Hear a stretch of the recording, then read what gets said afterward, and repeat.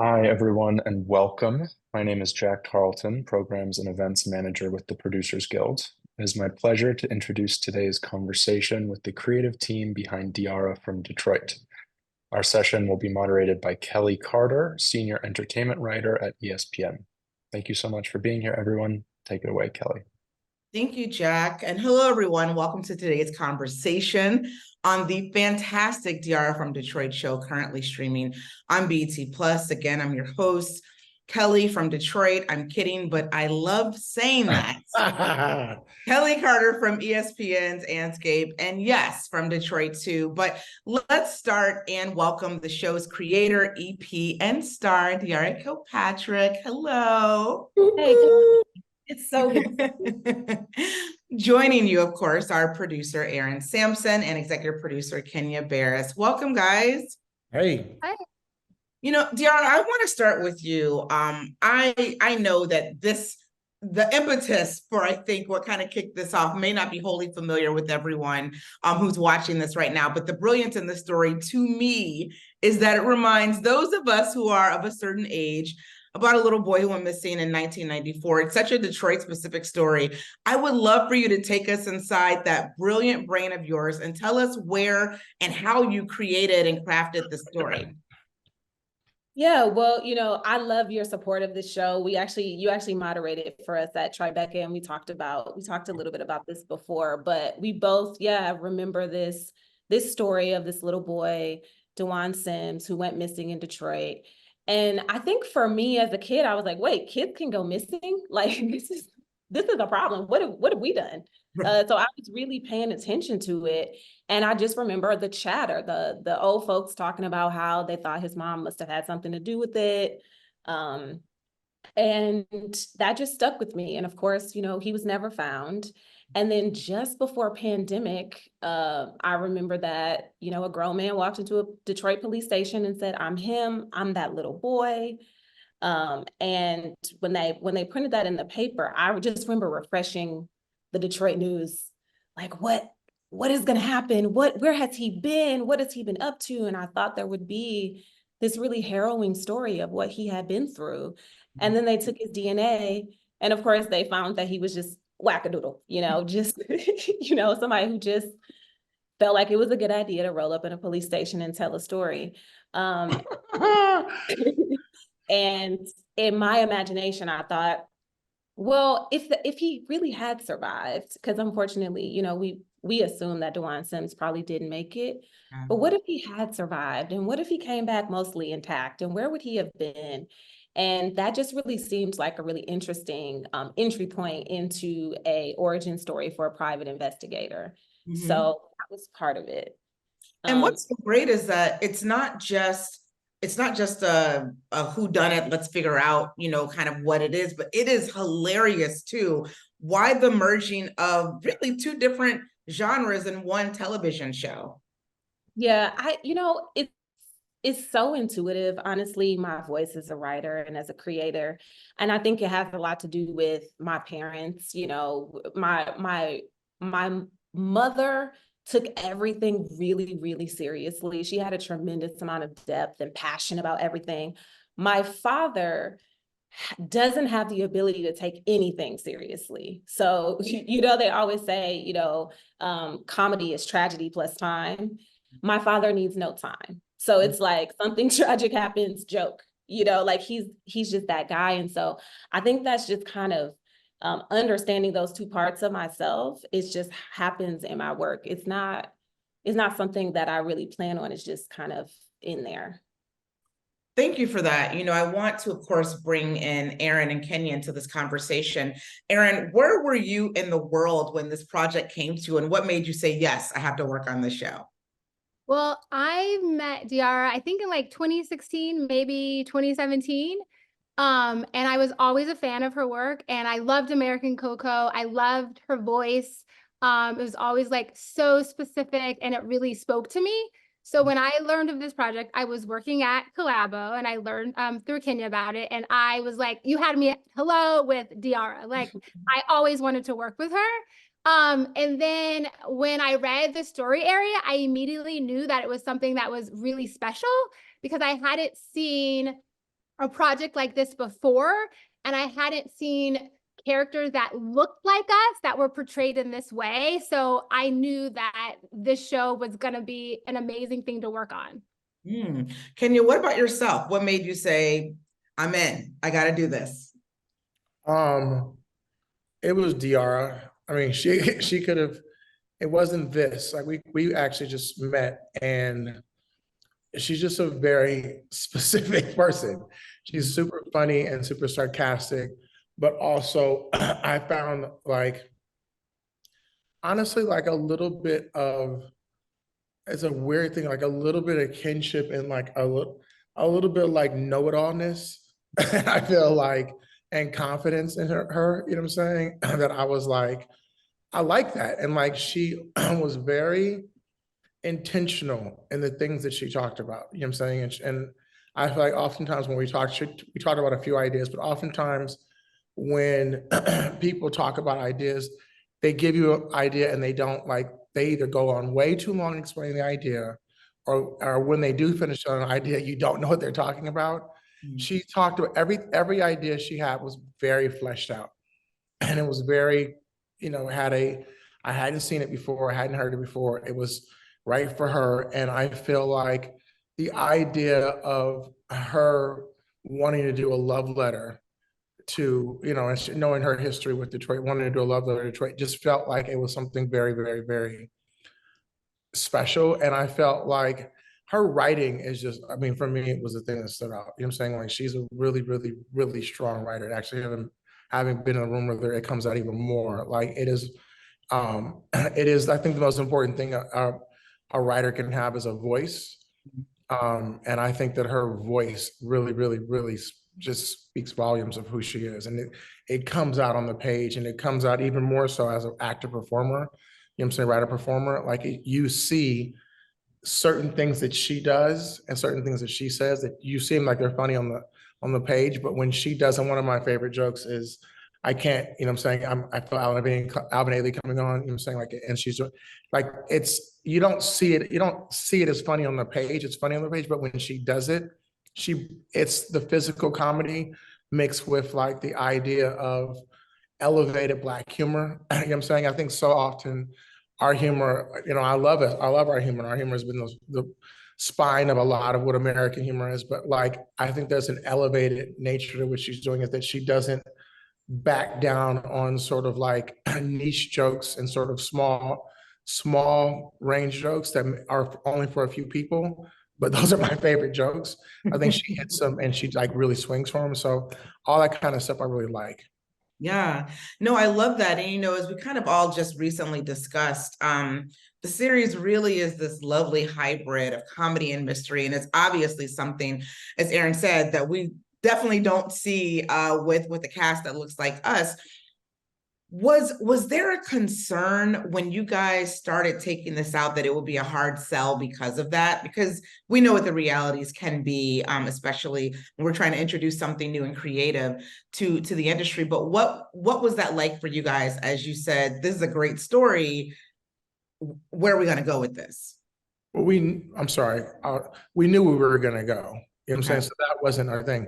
I definitely feel like there was a concern, you know, and I voiced it. I was like, are Black people gonna get this? You know what I'm saying? Like, it's like, are Black people gonna get it? And she was very like, you know, Diarra was very confident that like, you know, if you build it, they will come.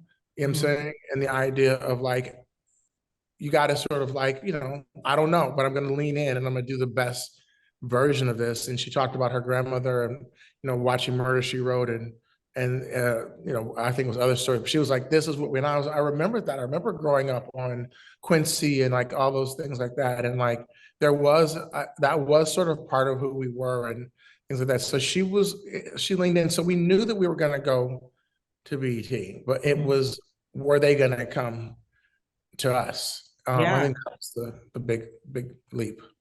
Well, the thing about that is one thing that I've loved outside looking in, and I shared this with Aaron recently, is that the love that this series has gotten has been incredible, from, you know, celebrated actors like Coleman Domingo to pretty much all of my friends on Facebook. What does the love for this project feel like, especially knowing that consuming this also required people to invest in a new streaming app that they may not have had at the ready? You know, what was that like for you guys? And let's kind of go down the line. I would love to hear, you know, talking about those moments of discovery for people and love that you're getting from people. Diarra, let's start with you. I mean, that's the only thing that keeps me going, is that I would create something that people would enjoy, that people would get on the phone and have something to talk about with their girlfriends. You know, like my best friend has 2 boys. I have a boy. We love to get on the phone and talk about anything, just to like find that 40 minutes to be like, did you see this? So to give people something to talk about. And also, like Kenya was saying, I did grow up with my granny watching all those Murder, She Wrote, Columbo, Matlock. And my granny wasn't the only one. Everybody's granny was watching those things and talking back to the TV, you know, and never really seeing themselves in the story. And so I wanted to be able to give Black women that, who are like sort of notoriously true crime obsessed and that kind of thing. So for me, that's everything. You know, I come from the theater, and television and film is hard because it takes a long time to get to the applause and, you know, the talk back. And so it's been, you know, years. And so to actually get to that point where people are engaging with the material, and that's the most heartwarming thing. And that's the fuel that I put in my tank to be able to do more. I love that. Erin, how about yourself? For me, it was really refreshing to see a new audience that was interested in tuning in to BET Plus. Like, people have an idea of what kind of shows are on BET. So I think that what Diarra did and what she created is really important, because the show is unapologetically Black, and at the same time, it is also universal. Like, everyone can relate to trying to figure out like who they are and discovery. And so, yes, like, I can't relate to like wanting to be a private investigator and like and like going all in and ham on trying to find someone that ghosted me, but I can relate to feeling lost and trying to figure out like who I am. So on that level, I think that is super relatable to everyone.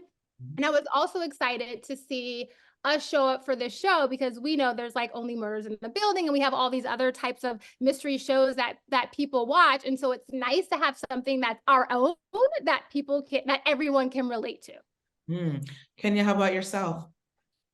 I was terrified because, you know what I'm saying, like, you know, I think the one thing that Diarra and I both come from is like, we've done shows that have been sort of primarily, you know, sort of the PWI shows, you know what I'm saying, of shows, and we've seen the support that they get. And, you know, there's been like stigmas attached to, you know, BET and things like that. And there also have been, you know, a certain brand that has been associated with like what BET is, you know what I'm saying? And the idea of like, we're if something that was going to be so left of center for what that was it going to be understood by the marketing department, and was it going to be sort of embraced in a way that caused the audience to embrace it? And I really do think the marketing department leaned in a way that I was really, you know, happily surprised with, and really, you know, they supported it. And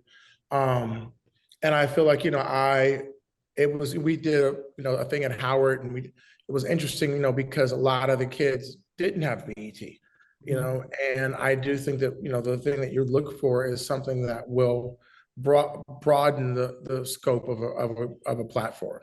And I think that's what, you know, this show has the potential and is doing, and has the potential to continue doing. And I think that that's what just us as a people we're looking to do. You know what I'm saying? Like, you're a Black, you know, woman that works in sports, you know what I'm saying? And in front of the camera as a commentator, like, you know, like the idea of like, just keep broadening and changing the idea of ideology of what we sort of are. And, you know, I think that's what our whole sort of goal is, you know what I'm saying? Is to sort of, you know, change our narrative. And I think that's what this show really helps to, you know, hopefully helps to do it, is doing actively.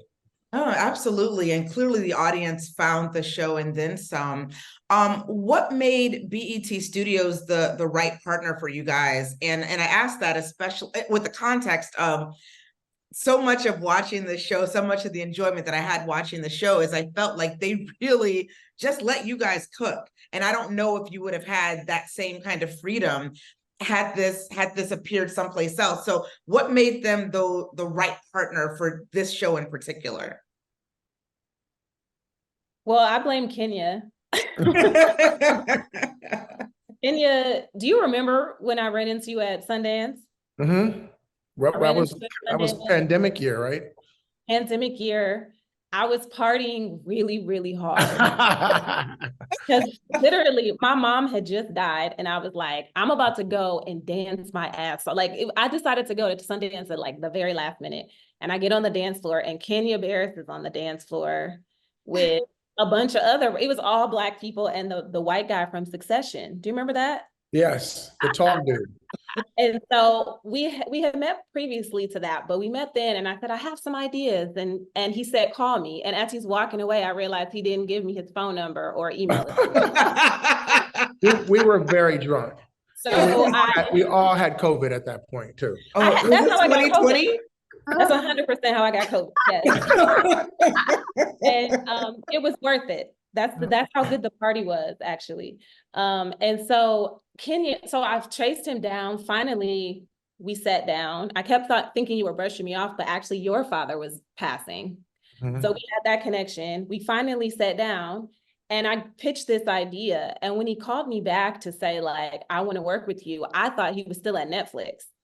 But he was actually like, don't hang up, I'm at BET Studios. Right. Because we met while I was at Netflix. Okay. Okay. Yeah. And so he said, I'm going over to BET Studios, and I'm taking writers with me. Do you want to come? And so that was really how it was going to be at BET Studios, because that's where he was going. They were giving overalls there, and they were sort of presenting me with the idea to develop exclusively for them. And when I said, sure, yes, let's go for it, this was the first idea that everybody really sparked to.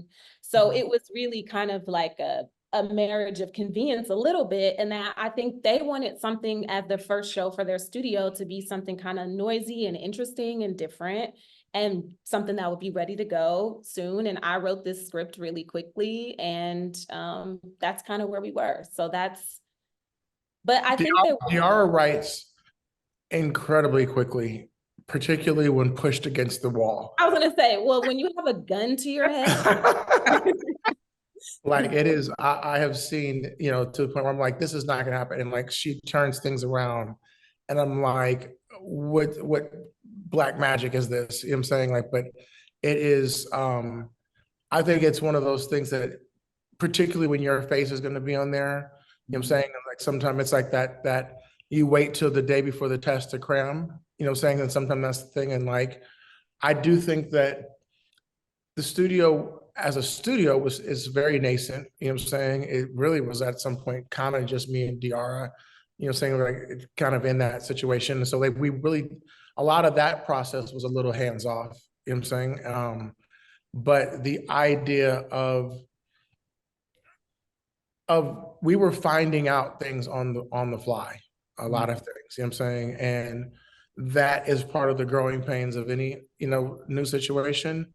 I think some of the things that happened would not have been able to happen at other places. We would have gotten other things, and some of the things would have happened in a completely different, more, normal way that we're accustomed to. But I do think whatever happened, it was sort of the right marriage, because I think what came out was Diarra and her husband Miles did an amazing, job in editing, particularly coming out of, it was paused during a strike, which I think, was always a scary moment, because there needs to be a fluidity to the creative process, and sometimes that pause, and will it be taken over, or will it be, the same voice can come in? But it definitely feels like it actually, to be honest with you, almost elevated. So yeah.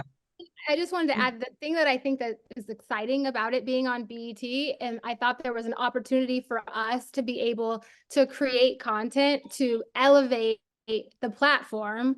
And what Diarra and Miles and Ezra have created along with Chioke and Matt Edwards, is like this amazing like visual language, and the show looks elevated and it's super cinematic. And I think there was a void for that on the platform. So I think that this show is a great opportunity to showcase the other types of projects that can come on that platform. No, I 1000% agree. I mean, I feel like you guys have kind of single-handedly changed even perhaps how people approach other content that they might find there too, because this was just so well done. You know, speaking of cooking, this show is so Detroit specific, and Diarra, you know we don't play around about that. I would love to hear you talk about all of these delicious little nuggets and nuances that you have in this story, and why it was so important to you to get it right, because girl, you got it right. Thank you. That means so much. Yeah, I think, I just wanted to be as specific as I could. Our locations manager, because we shot this show in New Jersey, so our locations manager probably never worked so hard in his life, because I'm like, that street's not gonna work, that house, it can't, that architecture, like, I really knew that it would sink us if Detroiters felt the show wasn't Detroit. I remember there was a show that came out called Murder 187 or something like that, and it took place in Detroit. And in the very first scene, the suspect asked for a can of soda. Oh no. And I lost. You lost me there. Right. right. Everybody was like, pop! Like, everybody was like, I'm never watching this again. This is bullshit. And the show was like a one-season show. And I remember that stuck with me more than anything. Like, it was like, you have to get the details right as much as you can. And of course, it's not a documentary. But I did want to try to put the soul of the city in there. And it was great. Also, Kenya was saying, I got a chance to work with my husband on this, who became my producing partner in there. At first it was like, I'd love it if he'd work on the show. And now it's like, I will never work without this man. He, talk about a secret weapon. But we both have been there, spent time with people from there. And I think we just kind of wanted to infuse as much as we could into the world. Tell me about the synergy in the writer's room, because there were a couple of episodes that I guess pleasantly surprised is probably the phrase to use, to discover that you didn't write that. But I was like, but they got it though. The tone is still there, and it matches kind of what I expected to get from pieces that you did write. So tell me about that synergy in the writer's room, and kind of maybe what you all's directives were in order to really maintain that level of consistency that you guys had throughout the course of the series. Well, I think, as a creator, it's my job to take the last pass on every episode, so that is clear. And most episodes, there were also, passes done before that. Maybe Miles took a pass before I took my pass, or Esther took a pass before I took my pass. So there's a lot of people that work. It's a very collaborative process. But I think, we did talk in the writer's room a lot. We showed videos, we talked about Plug Love, the cult classic, like we gave our homework assignments so people could really kind of tap into the specificity of it. And the thing about Detroit is that everybody knows somebody from Detroit, like Issa's like, oh, I used to date a guy from Detroit. Like, everybody has a little story and a little experience, because the Detroit personality is so singular, in a lot of ways. So what up, though? What up, though? You're an honorary Detroiter, Kenya. Yeah, but a lot of work, a lot of work. I think DR has been very humble. I think that, as a showrunner, I think it's always great. You have a room and you let your writers, you need your writers, and this show is 100% DR's voice. You know what I'm saying? And I feel like the best shows are, the seasons of Seinfeld when Larry David left, you can tell. You know what I'm saying? Like, there was, people understood what the show was, but you can tell. And I feel like it was to a point where, I worried about her sometime in terms of like the load that she was taking on, you know what I'm saying? Because she, it was a filter that, like, the coffee filter that this ran through was Diarra Kilpatrick, you know what I'm saying? And I definitely feel like that's why it feels so fluid. And I'm actually a fan of, some of my favorite shows, from Queen's Gambit to Severance, you know what I'm saying? Like, I'm a fan of those shows where, there's a singular voice, you know what I'm saying? And I think that that is a big part of what being a showrunner is. And I think that it comes across in this show in a really strong way. And That's really sweet. But I had a lot of help. I had a lot of help. And Rooms help, but I mean, I do think that the job of, because if it had failed, it would have been a failure on you. You know what I'm saying? Like, that's the win and the loss of being that person. So. And Diarra, as you know, I was in awe of you. I was like, how are you doing this? Writing and you're shooting and also in post, like all of the things. And I was like, how are you doing it? When I asked you that, you said it was the ancestors. Do you remember saying that? Yeah, it was Miles and the ancestors for sure. Yes. Yeah. I love that, because there was a point, at least in the pitch portion of the show and bringing the show to life, that there was concern about the audience and how they're going to find it and all of those things. What were some of your first signs of success, like the first signs that this was cutting through the way that you guys had hoped it was going to cut through, even before you fired up the first camera? Like, what were kind of those? What was that early sign? And it obviously could have been after the audience started consuming it, or maybe it was something that happened on the set where you were like, when they get this scene, this is the money one. Like, what was that moment for each of you guys? I think for me, it was episode 2. Okay. The script. Mm-hmm. It was, because traditionally pilots are hard, but you never know how much a pilot has been worked.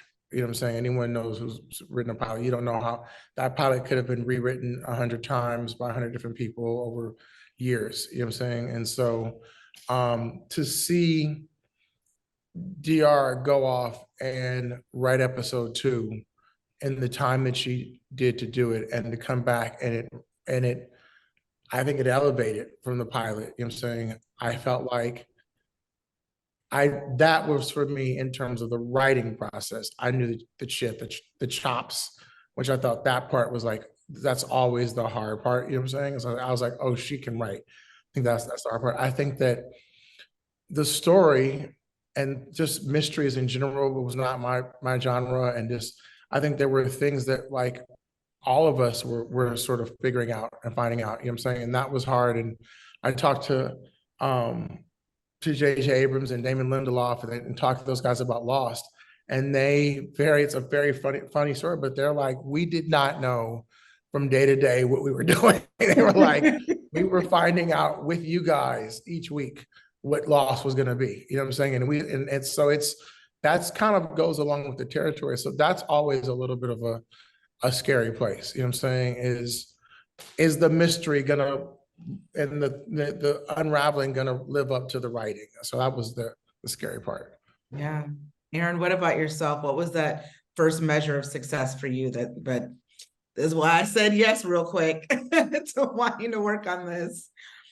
For me, it was always the writing. Like, even before we even got a script and like Diarra sent us the Bible, I knew instantly that this show was going to be special, because even in her Bibles, it was like, it had such specificity and voice to it, even before she was in the script phase. So I knew at that point, I always believed in this project. And then in terms of like during production, like when I first saw the dailies, I was like, oh, this is going to be great. Like, the chemistry that Diarra has with every character is unmatched. Yeah. And the way she breathes life into every scene, whether it's like her comedic chops and the timing are impeccable, or even like these moments where she's feeling low and lost, just like the complexity of the character that she created and the way that you executed it was really impressive. Oh, I love that. You're gonna get this love, Diarra. That's I know. I was like, whoa. So you're gonna get all of this. But what about yourself? What was that first measure of success for you, especially as the creator and star, and your name is literally in the title of this show? What was that for you? It was very late for me. It was like the testing, when the testing happened, and then Tribeca, and like you say, Detroiters don't play. Rebecca was a big one. And that whole the whole like second or third row was like people that I grew up with who had come to Tribeca from Detroit, or some of them lived in New York. And when they were like up on their feet and just so floating, I knew that it was okay. Like I knew it was gonna be okay. Yeah.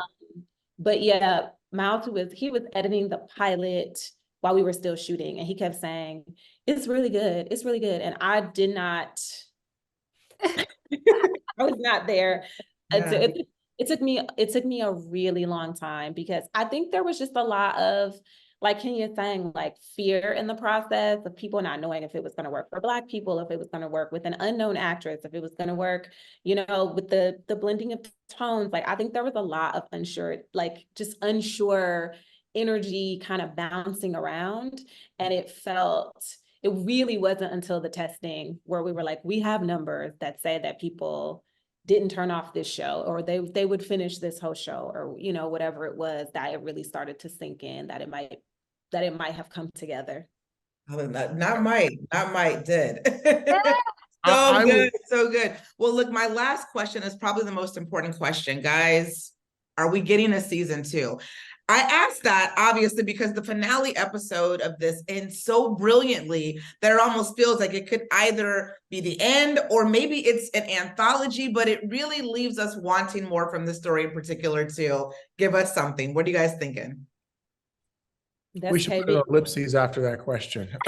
That's true. That's true. Yeah, I think that it is.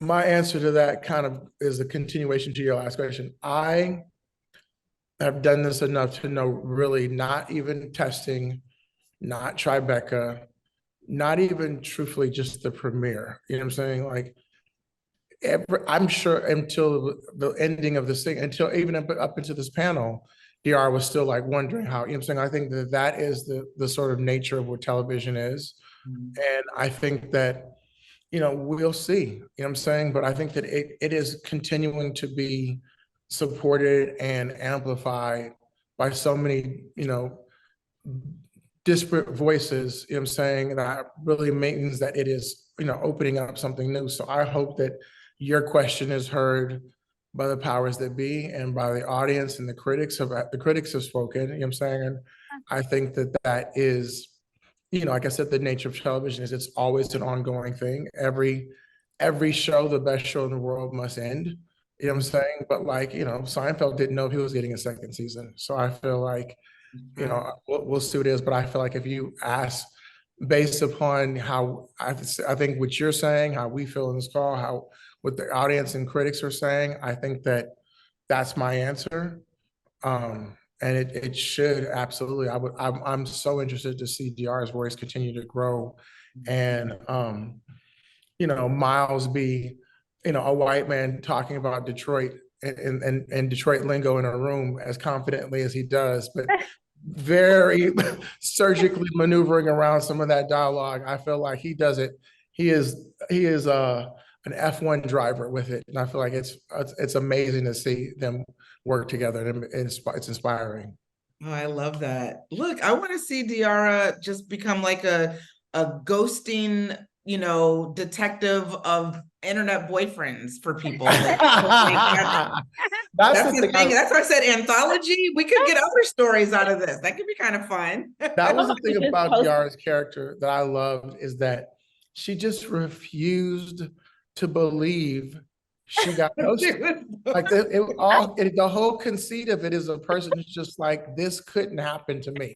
And it starts as, those are my favorite ideas, where the conceit is so ridiculous, you know what I'm saying? And the person sticks to that. Like Diarra's character is so ridiculous that it makes every story keep going, because she refuses to believe. So now you're understanding your audience, right? Now you're understanding probably the core of your audience. Like, girl, he was kidnapped. Now you understand who is watching the show. I'm kidding. I'm kidding. But any last words from you, Erin or Diarra, about the future of this show?